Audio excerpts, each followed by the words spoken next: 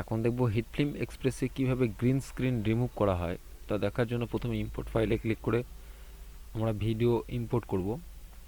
একটা green screen select করব, তারপর কিবোর্ডে কন্ট্রোল কি প্রেস করে আর একটা সিলেক্ট করব, ওপেনে ক্লিক করব। আমাদের প্লেলিস্টে দুটো ভিডিও এসছে, এবার ভিডিওটা আমাদের যে মেন ভিডিও সেটা ড্র্যাগ করে টাইম লাইনে নিয়ে আসব। এবার উপরে রাইট ক্লিক করে একটা ট্র্যাক ইনসার্ট করব।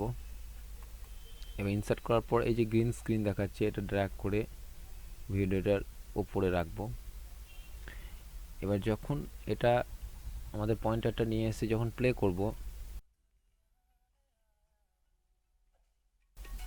তখন দেখব ব্যাকগ্রাউন্ডে কিচ্ছু দেখা যাচ্ছে না। এটা ব্যাকগ্রাউন্ডের যে ইমেজটা আছে সেটা দেখার জন্য আমরা এই এফেক্টে যাব। এফেক্টে এখানে সার্চ করব গ্রিন স্ক্রিন।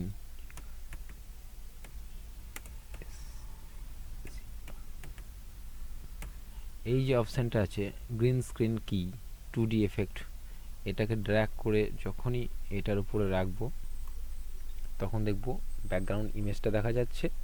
এখন প্লে করে আমরা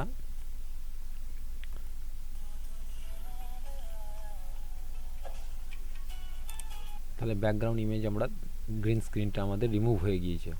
এবার এটা বড় আছে, এটা ছোট করার জন্য এই আমাদের যে এটা জুম করব একটু।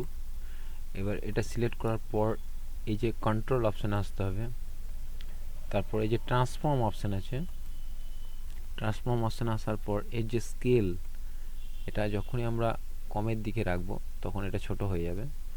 এবার এটা ড্র্যাগ করে আমরা ঠিক এই পজিশনে রাখবো, তাহলে আমাদের দেখতে খুব সুন্দর দেখাবে। এবার প্লে করে দেখব।